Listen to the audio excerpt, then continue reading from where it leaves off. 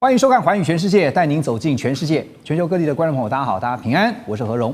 两岸大事、国际焦点，深度剖析，打开视野。透过 YouTube 收看朋友，请您帮我们按赞、订阅、加分享，动手，开启小铃铛。也欢迎您告诉我们在哪个城市打卡收看。当然，欢迎大家多多的留言，跟我们互动一下。好，来欢迎今天的三位来宾。首先是淡江大学两岸关系研究中心主任张武岳老师，大家好。另外，清华大学 EMBA 讲座骆秉宽老师，何荣好。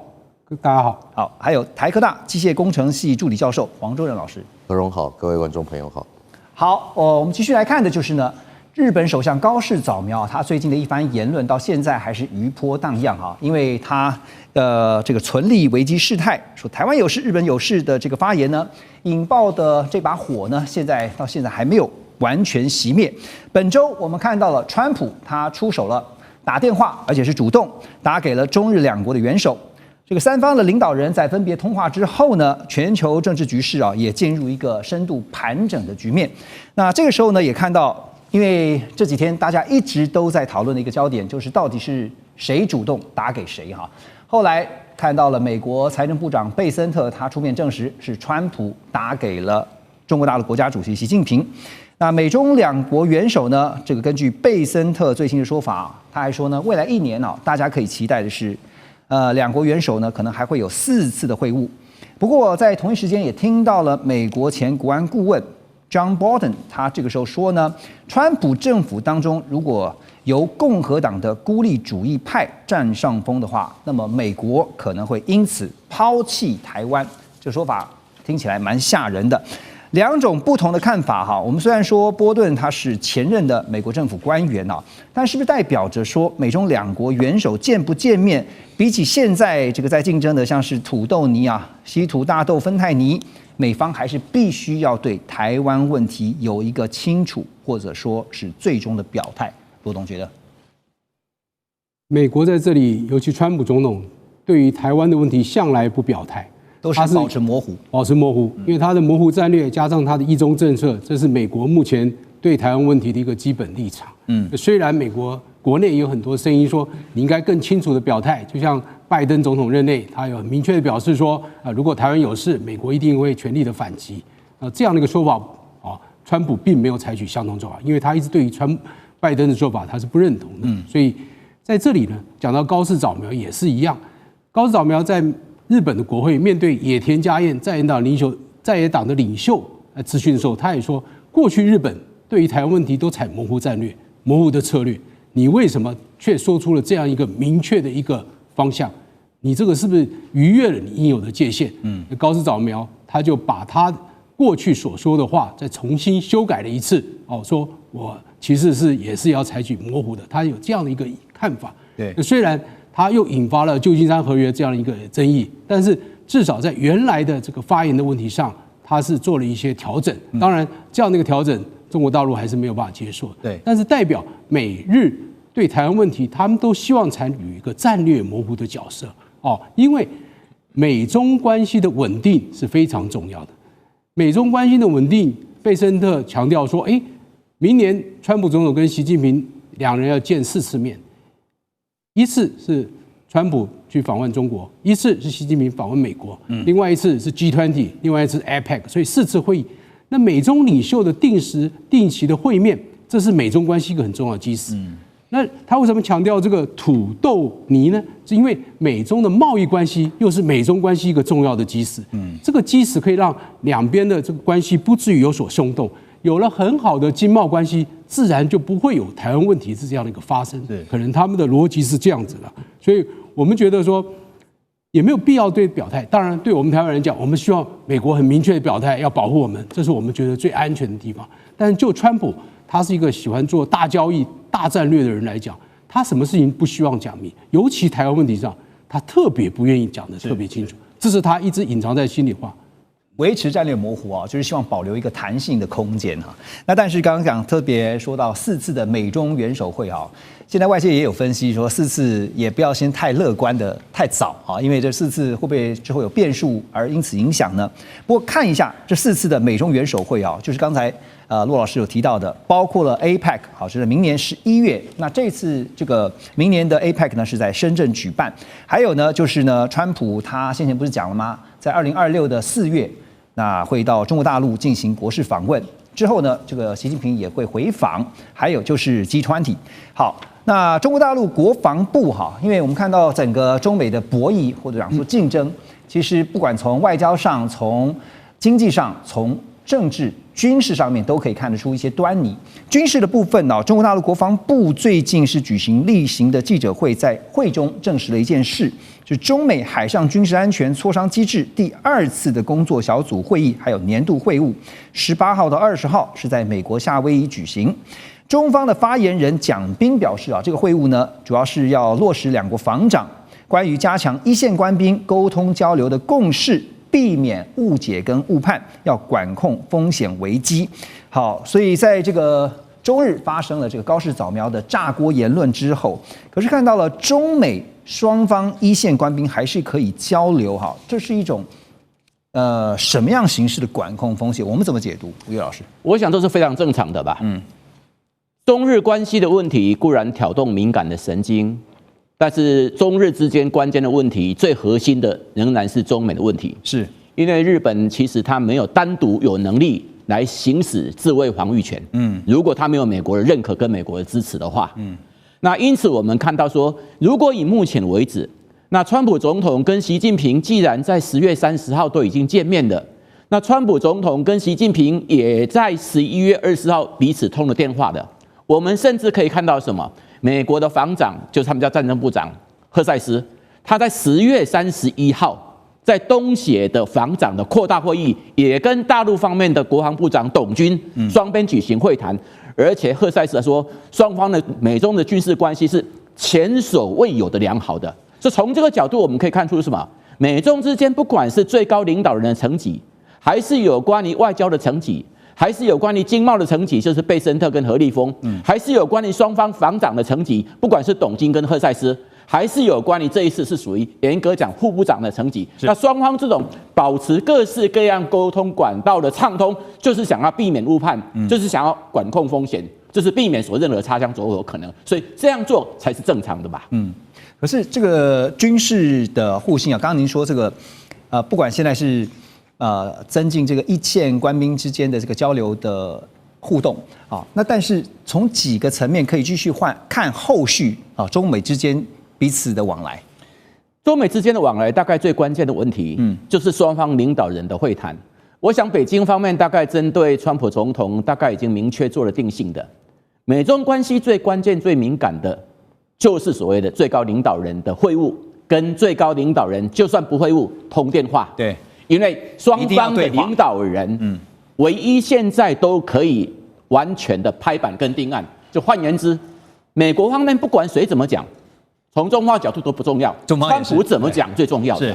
从美方的角度来看的话，习近平怎么讲也是最重要。所以美中之间只要高层的管道能够维持畅通，双方在经贸议题，就是我们看到何立峰跟贝森特，双方在有关于国防问题，我们看到就是赫塞斯跟董军，双方在所谓外交的问题，就是王毅乃至于跟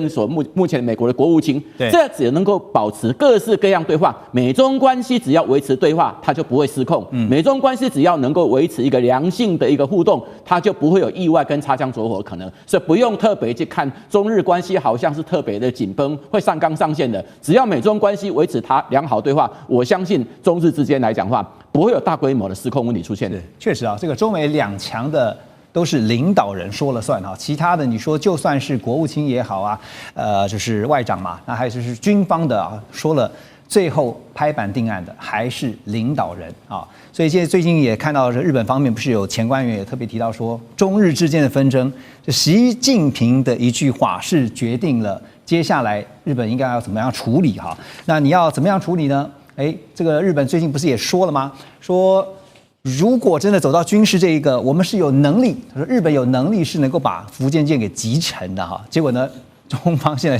就最后就开始吵起来了就说，那你真的是痴人说梦。说到福建舰，《世界报》有一个最新报道他们认为这个福建舰呢是中国大陆海军的第3艘航母，但是特别强调它是第1艘摆脱了过去陈旧俄罗斯式设计的潮旧这个是一艘真正的中国国产航母。那中方发言人蒋斌也是语带玄机的说呢，我们是始终根据国家安全还有装备技术发展的需要，推进航母的建设。美国肯塔基大学派特森外交国际商业学院的助理教授叫罗伯特·法利，他则是指出他说，如果是讲核动力航母现在看到法国是除了美国以外唯一拥有这个核动力航母的国家，但是法国戴高乐号的2个阿哈法K15反应炉只能够输出300兆瓦的输出功率，这个功率还不到福特号这个核子航母的动力的一半，所以拉回来看科技的部分、技术的部分，核反应炉应该就是核动力航母的技术关卡。所以黄老师从这个您的了解这个核反应炉，而且在一个核子航母的这个动力的角度来看的话，中方现在接下来就是要发展它的核动力航母它的能力跟它的挑战各是什么？这个其实是一个还蛮复杂的问题。那其实它从核反应炉来看，其实它整个是一个能源嘛。那各种物理学家、各种科学家其实一直都在追寻的是所谓能源的圣杯。我们希望拿到一个 Grail， 那这个能源是可以持续去运作，然后在瞬时的时候可以得到一个很高的能源转换效率。对。那其实讲核反应炉，我们就先回来科普一下。核反应其实大家都非常理解嘛。其实说白了，它本质上就只有2件事情，要么是核分裂，要么是核融合。核融合。那核分裂技术是目前至少在我们人类可用的技术。那核融合是我们不断在追求的一个技术。那但在这个可控的核分裂之下，它就是一个很有趣的问题。控制得好叫核能反应炉，控制不好就叫核爆，它就爆炸了。那核反应炉这个东西，它本身其实相当单纯，其实我们就可以把它想成说，在这个这么巨大的能量，我们就根据爱因斯坦的质能方程式 E 等于 mc 平方，或者这个能量里面，我们透过这个核反应炉里面对它的中子进行减速，去达到可控的情况下，把这个所谓核产生的大量能量换成我们可控的热能量或者是电能量，这就是一个比较单纯的一个物理机制过程。那中方现在，当然我们知道它已经有这个核子发展的能力包括它的核弹，包括现在讲到的接下来要推的核动力航母，但是在技术上面，是不是也有一些是从过去的经验来看的话，它的一些挑战是什么？挑战就是时间不够嘛。其实从来不要去怀疑任何一个国家或者是任何一个科学家，他没有办法去发展出任何的技术。只要有足够的时间，慢慢的去堆叠，其实技术都是可以被更新领先的。所以，而且其实像无论是美国或者中国这种比较大型的国家，他们除了应用面上，他们非常去抓住一些导向之外，他们甚至在基础科学上都不断的去精进与突破。所以你说有什么比较大的瓶颈吗？我觉得那只是时间的问题。对，那这个其实就有点像当年冷战时期，大家在比科技进步。那瓶颈或者不是瓶颈，有时候可能只是刻意创造出来的一个烟雾弹罢。所以就看时间站在谁的那一边是，或者是一个最重要的关键。是。对，就是有点像是您刚才分析的时候，我就想到说，早期这个中国大陆在发展包括太空航太方面的这个火箭也好，还有包括等一下我们会聊的晶片技术也好，其实呢就是看时间到底能够是缩短，还是呢能够要把它往后推长一点。我们休息一下，等一下回来寰宇全世界。2025全球局势必须关注，中美赛局牵动地缘风险，连带影响台海两岸未来。寰宇全世界，关心全世界，权威分析，专业观察，客观立场。每周6日，请您准时锁定，一同关心全球大事的瞬息万变。好，回到寰宇全世界，我们来看这个礼拜最大的科技争议焦点就在于台积电的技术有没有可能被泄露、被窃取呢？台积电在这个礼拜最新的一个动作是正式宣布，对于退休转任到 Intel 的前资深副总经理罗维仁提告。罗维仁这个人呢，其实在这个礼拜真是声名大噪原先大家都不知道台积电，也许内部的人会知道，科技界人会知道，但是一般的民众可能并不会知道。但是这几天真的是声名大噪。那风传媒也报道说，其实罗维仁他是非常少用电脑的。跟设备商、材料商在开会的时候呢，根据亲近他的人说哈，这个所有的技术细节他都是手写记录下来，所以多年下来累积的笔记量非常惊人，甚至形成了个人化的先进制程知识库。所以呢，今年罗维仁在7月份退休之前呢，那他要幕僚帮他整理资料的时候呢，他的幕僚竟然打包出了超过20箱的手写稿。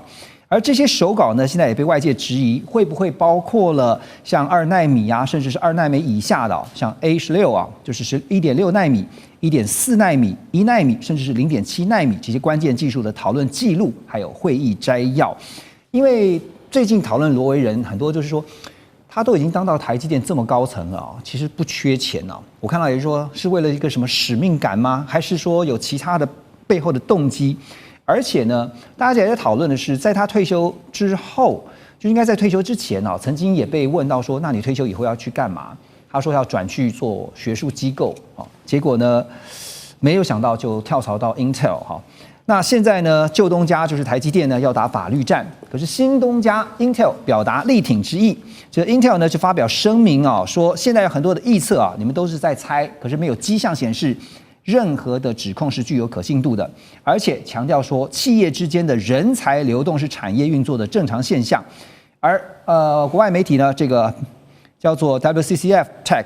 的报道指出 ，Intel 的执行长陈立武在一封发给内部员工的备忘录也直接说 ，Intel 现在全力支持罗维仁加入 Intel。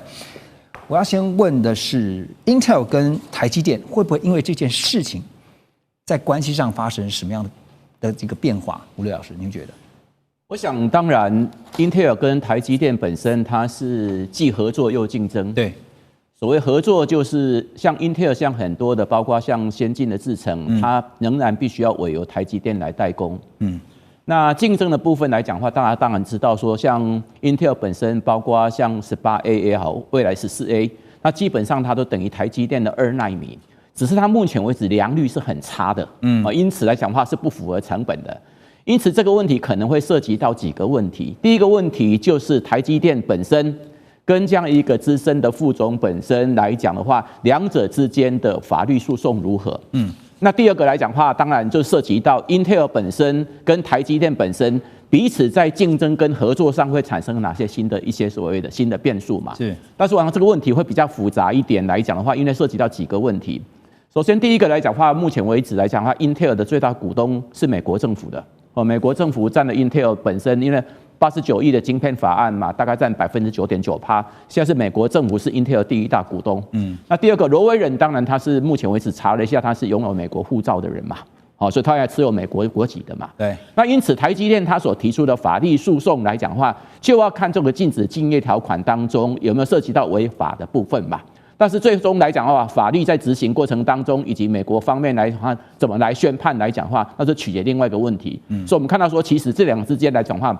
基本上跟美台之间有关于科技管制是没什么太大关系的，跟美台之间有关于在经贸谈判跟232条款也并没有很大的关系。这个问题涉及到的是台积电跟 Intel 本身在有关于先进制程跟高阶制程跟下一代当中的双方在竞争跟合作上，到底是采取什么样关系嘛？对，而且我最近看到一个分析报道，我也想请教您哈，就是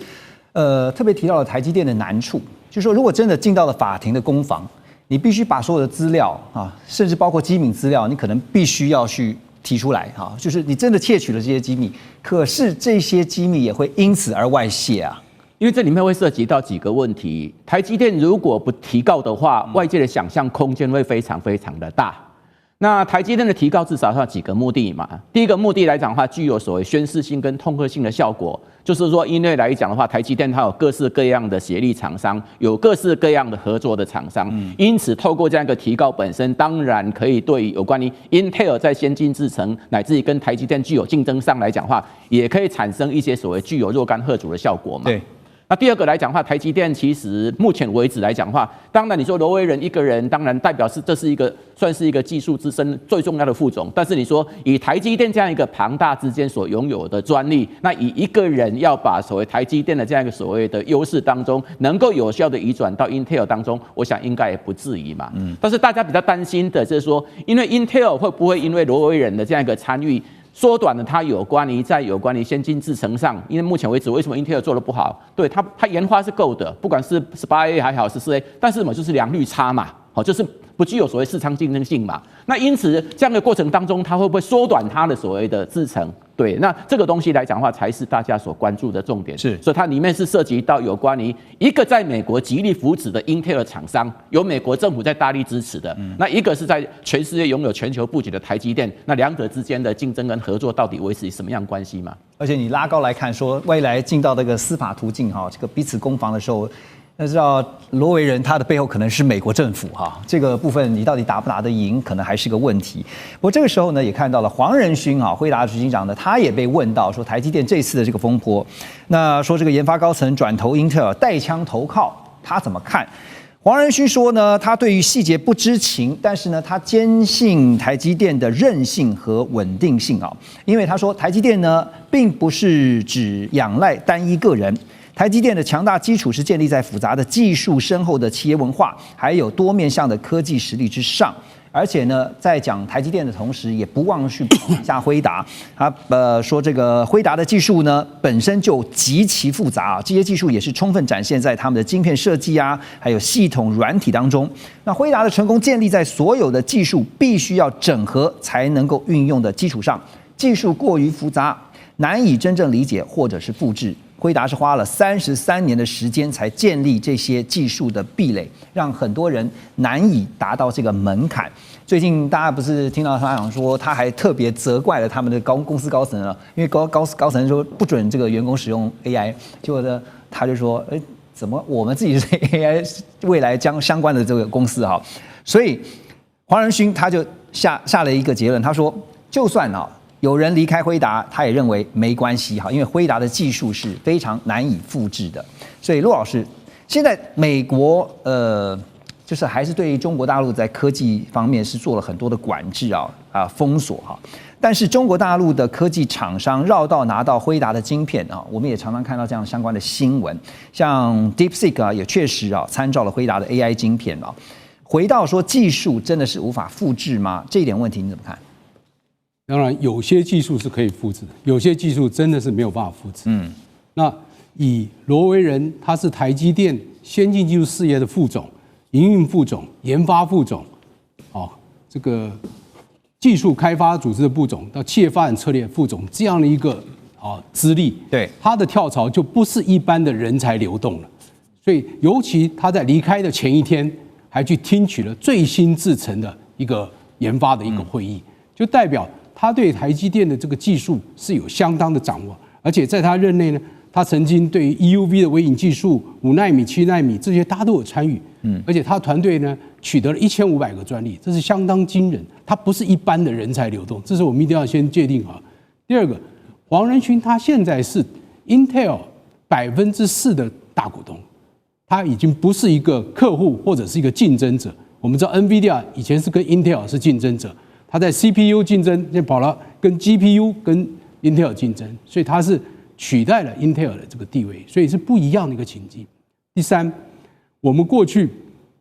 台积电曾经也同样有一个研发副总梁孟松，他跳槽到三星，当时台积电是倾全公司之力阻止梁孟松跳槽到三星，后来终于法院判决，就是说在2015年以前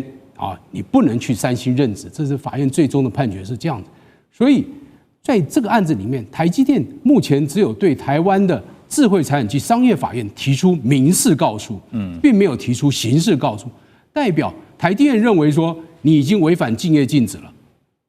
你答应我跟我签了协议书，在离开台积电之后若干年内不能去我的竞争公司上班，这是非常明确的，所以台积电提出这样民事告诉，但是你也没有把我的这个商业秘密、营业秘密拿去其他公司使用。这个他没有提出告诉，那这一部分呢，我们台湾高检署智慧财产分检署呢也提出主动的调查、主动侦办，因为这要靠刑事这个的力量才能侦办，才能出来一个结果。所以在这样的结果之下，我们最后才能发现说，罗维仁你跳槽过去，你有没有把台积电你这20箱的这个资料拿去到Intel 做使用？这很重要，因为即使你是当初是有权看这个资料。但是你没有权把这个资料拿去 Intel 使用，因为你要拿去使用要经过台积电同意，这是非常明确的。对，我们这个营业秘密法跟国家安全法也有很明确的规定啊。你在境内窃取使用的话是5年以下，你在境外是1年以上10年以下。如果你这次是把2奈米的核心关键拿去境外使用的话，是5年以上12年以下，这个图形是非常重的。所以台积电一定势必得做出一个动作，让他所有的员工知道这样的行为是不可取的。对，现在这个陆续有看到说，为什么罗维仁这个离开了台积电之后，他会去 Intel 哈？现在原因众说纷纭啊。但拉回来看说这技术层面的部分呢，我要请教一下黄老师啊，因为我看了一下罗维仁他的一个资料。其实罗维仁在台积电其实立下蛮多战功的，他还是这个台积电的夜鹰计划主责的啊。夜鹰计划就是24小时让台积电整个工厂运转不停歇哈，所以在28奈米其实是赢过对手的关键。可是在这次跳到这个 Intel， 大家就会想说，哇，你带走如果是2奈米甚至是以下的这个技术，为什么这个先进制程会这么的让大家紧张哈？就是说，因为它最先进嘛，那当然就是技术含量也是最高的。它最主要那个部位是什么？哦，这个问题其实蛮有趣的就是其实我们在学程里面，我们从去年，因为 Intel 本身是一家 IDM 嘛，然后到 Fab， 我们都在讨论说，这2家公司在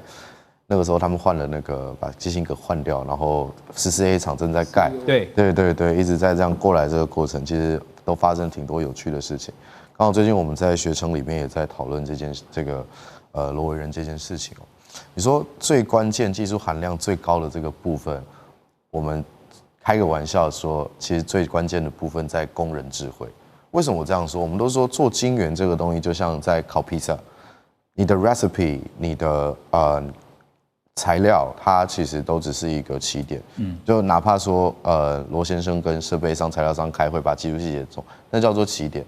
刚刚何荣您也提到了说夜鹰计划嘛，十多年前。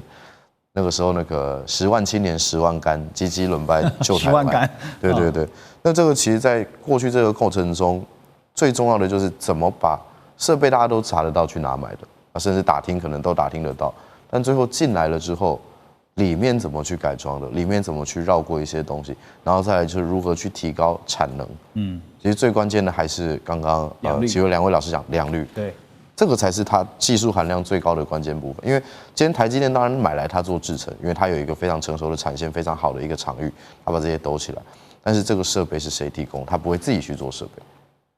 所以其实你说技术含量很高的，其实是这些我们台湾的这些辛勤的工程师们，他们堆积起来这些所谓真正的工人的智慧。所以罗维仁离开了台积电，那没有，如果整个团队都被挖走，整个 Fab 都被挖走。那个才会是最恐怖的一件事情，这是我个人的一些看法。所以简单的请教你哈，就是说从良率这个角度来看的话，就算所有的东西食谱啦什么都偷去了，但是呢，想要短期之内提高到良率 ，Intel 也是办不到的，是这样吗？我个人觉得相对是辛苦嘛。今天就像8味姜母鸭，你去吃龙门路那条店，还是你吃和平东路那条店，那味道上肯定也是不一样的。那你说短期内马上要追到什么？你就算去吃了好几次，用了好几次。你也不见得知道里面的 know-how 是什么，没错，除非你把那整个团队都挖过来，这个才是最直接的。对，就好像以前我们听过一句话，罗马不是一天造成的啊，台积电也不是一天就称霸的。我们休息一下，马上回来。2025全球局势必须关注，中美赛局牵动地缘风险，连带影响台海两岸未来。环宇全世界，关心全世界，权威分析，专业观察，客观立场。每周6日，请您准时锁定，一同关心全球大事的瞬息万变。欢迎回来，我们继续来看的是美国商务部长卢特尼特最近呢，他说川普政府有信心能够在最高法院赢得关税案。如果这个案子他们获胜的话呢，就会替川普承诺的每个人$2000啊，折合台币是62000块钱啊，这个关税红利的支票来铺路。但是另一方面也听到彭博的报道。说美国商务部跟美国贸易代表署也在研究 Plan B， 这个 B 计划方案呢是包括了贸易法第301条跟第122条，授权川普可以片面实施关税，但是风险在于它的程序会比较慢，而且范围比较有限。现在看到同步进行的有 Plan A， 法律战如果赢了就大发人民红包，那如果是打输了官司呢，就改 Plan B 哈。虽然说看起来比较弱势啦，但是我们从法院的角度来看的话，最高法院现在就是依法论法。如果做出判决，可是他们不能够去制定美国的经济政策啊。所以这件事情接下来大家也在关注。川普当然也很知道，所以他的团队已经想好了 Plan B 了。老师怎么看？我想当然卢克尼克有信心，但是美国的民众应该都没有信心。你去看看最近的，包括美国的那个赌盘，你去看2个嘛，赌盘来讲的话，不管是 Polymarket 还是 Cash， 都认为川普会输上这场关税的，都高达75%以上，几率这么高，7成以上。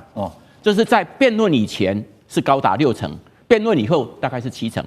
连美国那个首席大法官 John Roberts 的，严格讲都反对，所以9席的大法官，你可以看到，本来有6席是属于共和党任命，一般会比较认为说比较保守的嘛。那另外有3席是比较自由派的嘛。可是保守跟自由，他们是在美国很多，譬如说我们随便举个例子，同婚的议题、堕胎的议题，这些社会重大议题上是有。可是对一个总统，竟然针对有关于国家紧急状态能不能扣征关税这个问题，是不分保守跟不分所谓的自由派都有不同看法的。所以第一个，那当然川普就用几个理由嘛。第一个，川普当然第一个先恫吓是什么？他认为说，如果最高法院判决这个是违宪的话，那可能这个政府他要损失了2兆美金，因为他是吹牛嘛，就2兆美金，动摇国本啊。对，会动摇国本嘛。那卢克尼克当然现在是用利诱嘛，就利诱用民意利诱，就大家可以领多少钱嘛。那就要看美国3权分立的国家，这些9席的大法官会不会受到川普的威胁，会不会受到卢克尼克的利诱？我看这个几率大概是并不高的啦。好，这第一个。对。那第二个来讲的话，当然他一定要做好所谓另外一个准备嘛。好，这 Plan B。Plan B 主要是有3个方式嘛。第一个来讲就是232条款，就是国家安全条款。那这个条款其实涉及的面向很广泛。我们跟大家讲，从木材到钢铝，到汽车，到半导体，到晶片，乃至于到制药业都可以在里面的。好，就232国家紧急条款，它是可以严格属于总统的行政裁量权的。那第二个你所讲的是301，那301也是总统可以进行报复的，但301第一个他要进行所谓要调查，好，所以要进行调查。那第3个来讲的话，就是122条款是从来都没有实施过的，也授权总统可以最高调到15%的关税，但是他实施只能150天，要不然你就要取消重新嘛。所以301也好，或者有关于122也好，基本上是限缩的总统权力，没办法像让川普这样子对等关税，随着他心情的起伏决定。我就举一个例子，巴西跟美国，巴西是贸易逆差国家，结果巴西的关税本来扣10%。但是由于什么？由于巴西的总统起诉了前任总统波索纳洛，所以川普一不爽，把它扣到50%。对，好，那后来呢？一看你扣50%，结果美国的咖啡涨了40%，美国的农产品涨很多，所以又马上降到10%的。所以你看看，从10%到50%，完全可以随着川普一句话跟个人的好恶，全世界哪一个国家民主国家的所谓的国会或者说大法官可以同意说，原来国家紧急状态可以一下子到50%，一下子到10%，这些都是国家紧急状态，那这个有点荒谬的嘛。所以我们是认为说，但是美国大概我们想说，大家也很担忧，一旦是被判违宪的，好，严格讲，川普是不会死刑嘛。那这不会死刑会造就什么？会造就包括美国里面的包括财政赤字的问题，乃至于包括通膨固然会减缩，但是有关于美债的问题，那这些东西都会引发新一波的资本社会的一些动荡跟不安嘛。所以就变成说，关税案如果被判决它仍然是有效的、合法的，那这是一种情况。关税案被判违宪的，我想说，全世界很多的资本市场跟美债跟美元方面，可能要重新再进一波的所谓震荡跟洗礼嘛。所以你看，川普政府现在就是软硬兼施哈，就是对人民也是实施这个红萝卜跟棒子，要么是动摇国本，要么呢就是好一点，我们就发大红包。好，那说到了红包呢，其实呢，最近这个是购物季节哈，因为到了年底哈，不管是感恩节也好，还有这个圣诞节。不过呢，在感恩节之后哈，这个是11月28号是黑色星期五啊 ，Black Friday。但是我们也看到了，在美国这边，包括了 Amazon、还有 Walmart、还有像是 Target 这些热门的零售商，其实在 Black Friday 之前就已经宣布提前进行折扣优惠，还有大促销。线上借贷平台Lantry 呢，他们做出了最新的预测，说关税将使得消费者还有零售商的假期总成本增加高达406亿美元，平均每一位购物者要得花多这个132美元，将近是4000块钱台币啊。那对照来看呢，其实不管是美国，还有中国大陆最近啊，现在双11大家也在看说这个购物的成绩如何。去年其实很不错，就是双11呢，去年是人民币1.44兆元创新高，但今年没有比去年好，所以今年是稍微进到了一个气氛比较冷淡的局面。可是美国这边呢，虽然看起来是旺季，好像也是旺季不旺，是这样子吗？怎么样看待这一波零售商跟电商之间的彼此竞争拉扯？要先从这个美国的关税对这个货物价格的影响来谈起，因为关税的这个效应对美国消费者所付的钱多还是少，那显然是会增加，但是过去一直没有很明显的价格的反应，是因为过去美国的这个进口商都已经囤货了，所以你根本没有办法感受。但是呢，囤货都卖完了以后，现在关税效应快要出来了，所以你看美国财政部长贝森特他在上个月突然对美国200-300种的民生的用品的价格，它的关税把它降低了。对，诚如刚刚5月老师讲，巴西是美国最大的咖啡供应商还有它的这个柳橙汁都是来自于巴西。你还面对现实、对，本来50%关税立刻降为10% 的关税，这就是一个很明显的例子。那讲到这个零售呢，跟这个电商啊，这绝对是一个非常激烈的一个战场，因为我们知道实体店是强调体验跟它即时性。那电商讲究它的便利跟这个价格优势，所以美国的那个 Walmart 还有 Target 呢，他们都说线上订购、线下取货，或线上订购、路边取货，所以路边可能到一个定点去取货，或者来我这店里取货这都有可能。所以他们现在利用这样的一个优势，希望跟像 Amazon 这样的这个线上的这个巨头电商巨头来做个竞争。对，那也所以就会讲成这种所谓的价格战。但是实体电商还是有它的一些优势，因为你可以实际去体验，然后你能够马上买，这基金确实没有。就像你在线上订哈利波特产品，跟你实际上去哈利波特的这个实体店那个买的感觉是完全不一样的。所以现在的美国的这个实体跟电子商务的这个竞争已经走向如何在虚实都要整合，虚跟实要整合，这是一个主流战场。你如何在电子商务里面利用你的优势？你的优势就是怎么样？你可以分析你的来客的这个消费能力，他累积的这个实力你提出你的折扣优惠。尤其他们现在最喜欢用一个限时特惠，像那个星巴克这个杀手，我们的瑞幸咖啡他就经常用这个限时特惠你在下午5点以前来跟我买这个咖啡，平常要5.95元，现在只要3.29，这个蛮有吸引力的。这个是非常有吸引力。它瑞幸咖啡就是用这个在中国大陆把星巴克打得一败涂地，所以这个限时优惠是零售商目前最喜欢推出的一个策略所以这个实体跟这个电子商务如何在这一波能够扩大它的这个消费者的优势，消费能力，这是绝对是他们一个主战场。对，而且这个消费者的行为也是一个很重要的关键因为其实随着这个实体电商跟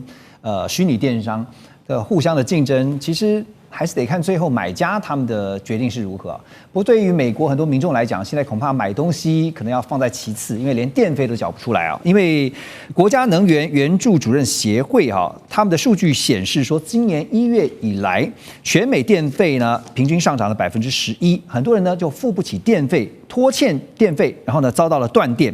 到10月为止的州政府数据显示，像宾州举例来说，宾州今年断电户增加了21%，有27万多户的家庭是断电，无电可用。电力公司呢，为了要因应大量新建资料中心，因为 data center 的需求而进行电网升级，所以呢，光是宾州平均的电费也比去年同期要上涨13%，电会越来越贵。就台湾将来也可能会面临同样的问题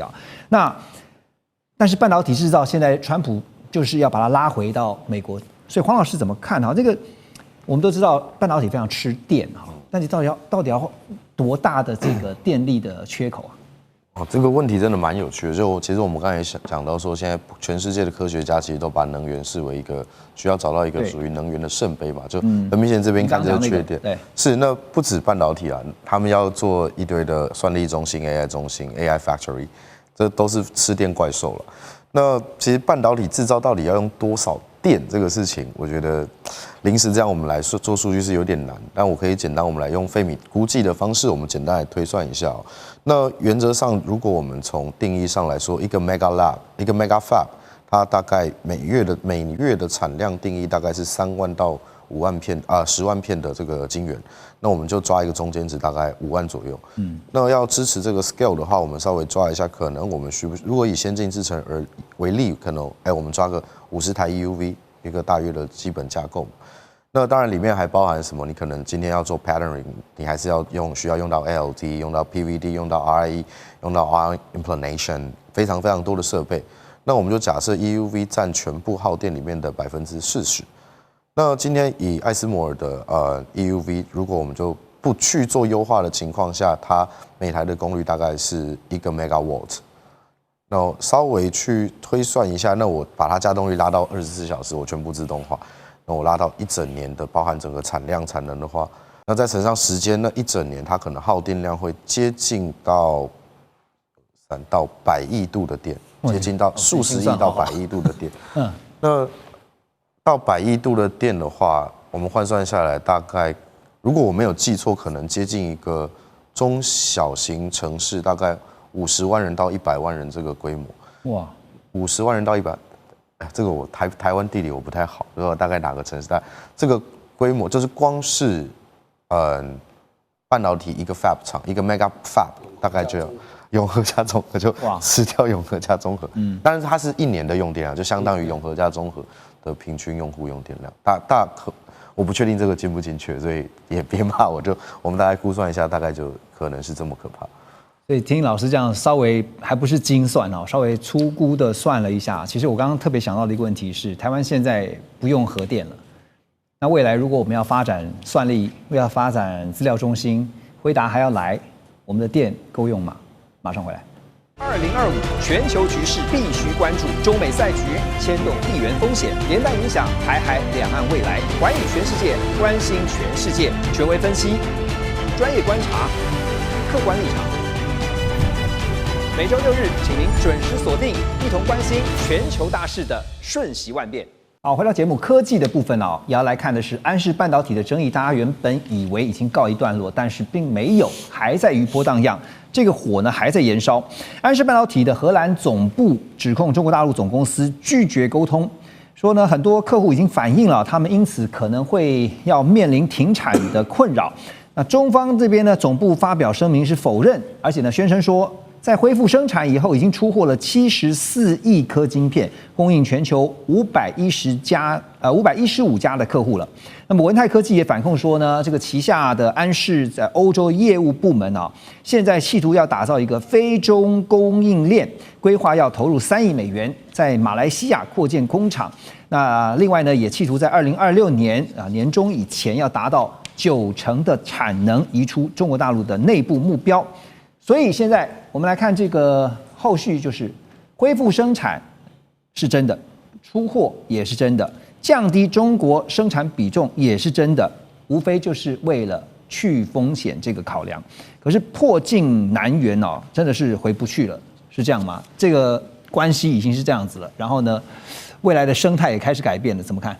的确，现在是遇到一个困境，就虽然这个荷兰的经济部呢，他已经本来下达部长令，要求这个安氏荷兰在1年之内不得对知识产权业务进行任何调整。那这样的一个禁令他已经解除了，那表示荷兰安氏可以做知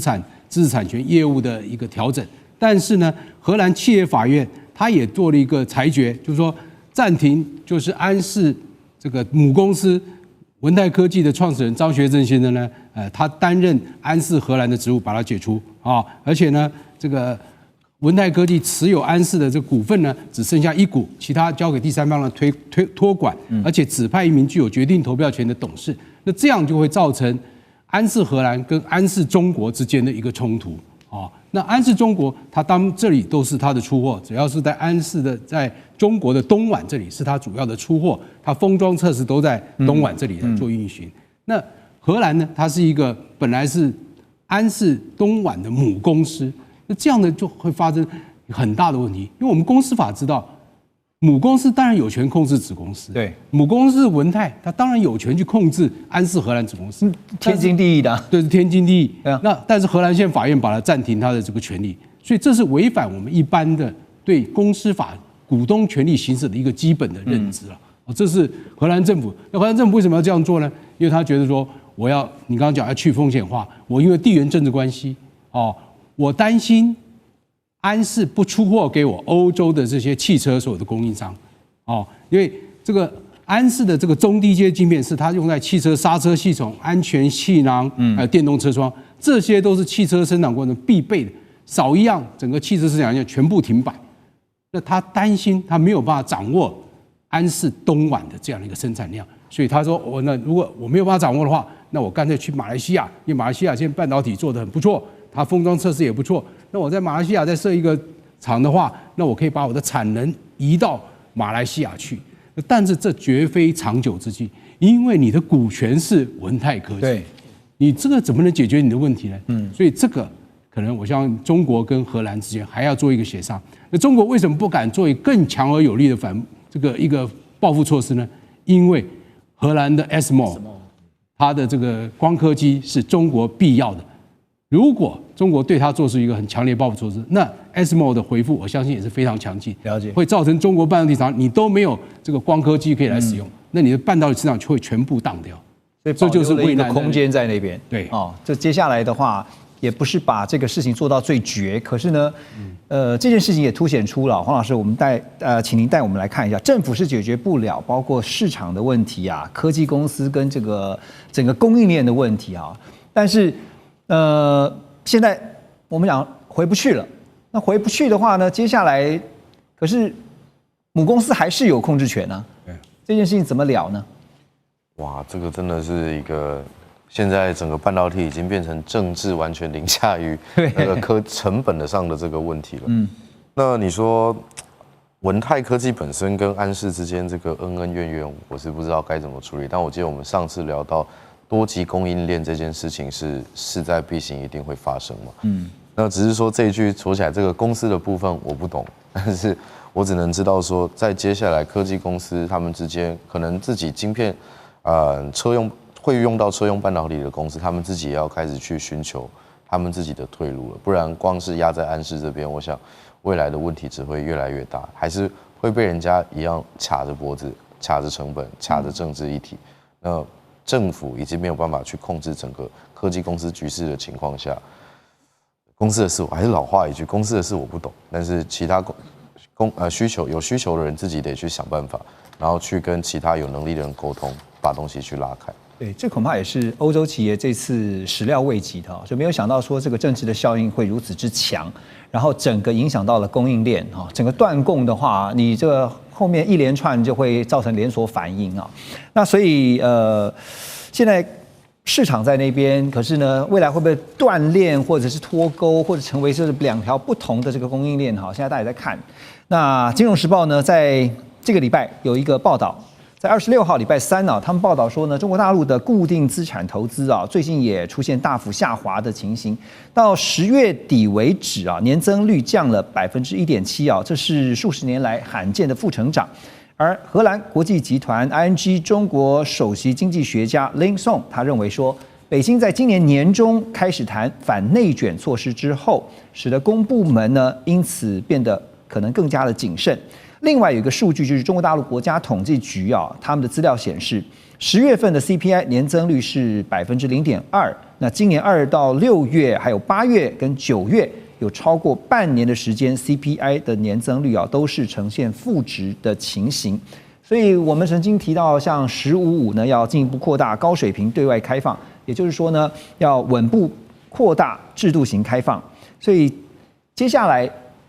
中国大陆的经济方针会是以防内卷为重，还是先想办法，也是必须要先刺激国内的消费？吴岳老师怎么看？我想它大概有几个嘛。那第15个5年规划当然很清楚的，它首先一定要强调科技上的自主创新，这个部分才能够突破跟突围。是。那第二个部分它也很清楚嘛。那你经济上要维持一定的这样一个稳定的 GDP， 就靠3个，一个靠进出口。那我们看到说，其实今年2025年中国的出口实际上是比去年来得好。那去年贸易顺差高达1兆美金，今年按照目前为止1到9月份已经是8700亿美金，所以今年肯定会比去年来得高。但是明年大概就很难以为继嘛。那第二个部分就靠投资嘛。所以说投资的部分来讲话，主要是靠民营部门投资、民间企业的投资嘛。那今年5月20号，它出了第一部的民营企业促进法，希望能够加大投资。但是最重要的，我想应该是消费的问题啦。因为消费的问题变成说，这是一个中国大陆目前为止是一个重中之重。一般中国居民的储蓄率大概是美国人的10倍啊，大概平均大概是40到45块，美国大概只存4到5块4块左右嘛哈。但是你可以看得出来，说中国居民的储蓄率远远高过他的所谓的投资跟消费嘛。那你去看美国，它的消费，居民消费大概占到 GDP 占比都是68.8%，中国大概只有40%嘛。所以这里面来讲话，两个都是要处理的。如果不能够内部扩大消费来讲话，经济上那当然它动能就会失去嘛。那第二个波你所讲的防内卷，因为内卷的问题确实是很严重的问题。政治局会议已经把这个问题拿出来讨论，那当然在15规划当中也谈到这个问题嘛。那现在已经在着手的内卷的问题有多严重，我们就举2个例子，大家都很清楚嘛。第一个，中国大陆现在目前为止，大概是电动车大概是最有名的嘛。他们统计了一下，去年中国18家的上市的这样一个汽车公司，它的所谓的总得的利润，严格讲总盈余大概是900亿人民币。那丰田一家呢，大概是2300亿，2337亿人民币，就是18家的这样一个中国的汽车的利润，大概只有丰田汽车一家的Toyota一家的40%嘛。为什么？严格讲内卷严重，高度竞争嘛。那第二个，四中全会之后，你注意看哈，因为哪一些是比较严重的，无非是电动车、太阳能、风电、锂电池嘛。所以你可以看得出来说，中国大陆目前为止也针对17家有关于太阳能这个部分开始进行所谓整合的，因为就房内卷要不处理的话，严格讲投资也会有问题嘛。对，所以现在就是在内卷的部分，其实最近的一些报道也看到，包括开始处理了，对，不只是电动车啊，民生消费。